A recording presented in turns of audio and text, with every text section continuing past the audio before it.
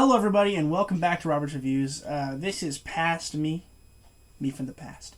I am filming this in late April because I bought it on Blu-ray, because I just started my Blu-ray collection, and I decided that I wanted to watch it. So I gave it a watch because I loved the movie when it came out, and I wanted to revisit it.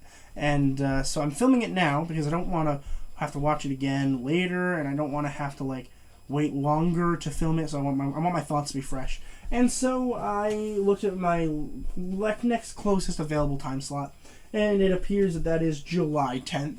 So I apologize that it is Past Me. Hopefully Past Me is still as good as New Me, but present me, I hope you're doing okay. I'm doing okay from the past. And I'm really excited today to talk about The Fault in Our Stars.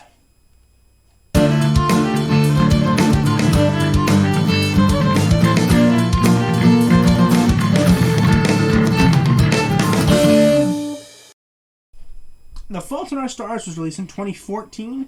It was written by Scott Neustadter, I believe it's pronounced, and Michael H. Weber, and directed by Josh Boone. This is based off of the novel by John Green, which I believe was released, was that in 2012? Was that the book release? I don't remember. But one of my favorite books of all time because it's by John Green, and I love John Green. John Green's one of the best people in the whole world, as well as his brother Hank Green. If you're watching this, I love you guys. But I read the book first because I was an avid John Green fan, and I read that book first because I heard that there was a movie adaptation that was also good. So I read that first, and I loved it, and then I read all of his other books, which I also then fell in love with even more than this one. And no spoilers, but this movie is awesome. I fell in love with this movie the same way I fell in the book.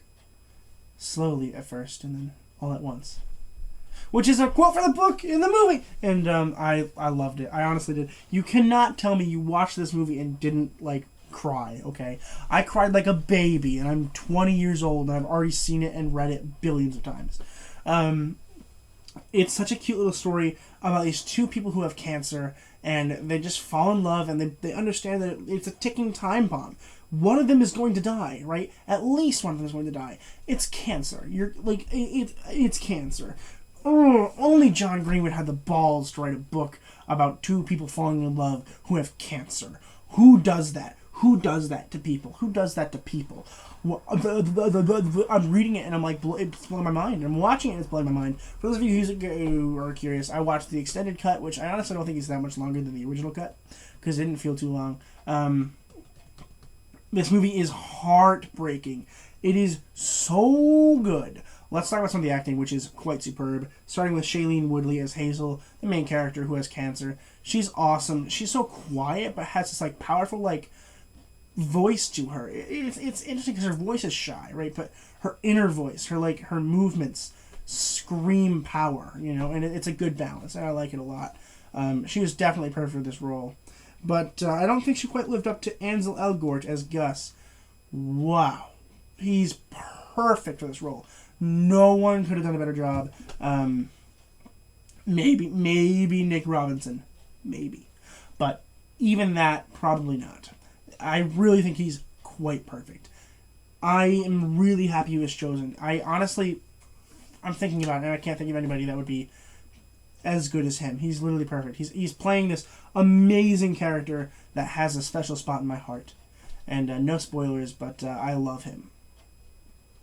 Overall, this movie is freaking awesome. I mean, I'd love to have a conversation with people about this. It's hard to review it because there's a lot of spoilers and I can't really mention them.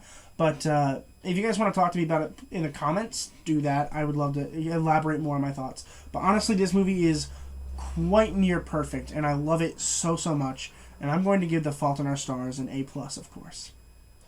If you haven't seen this movie yet, please check it out. It honestly is a heartbreaking tale. Watch it with your loved one. I don't really have a loved one, at least in the past, to watch it with. If I have one now, present me, maybe you should show her this movie, maybe a little date night. I can hear Past Me screaming, haha, like I have a girlfriend.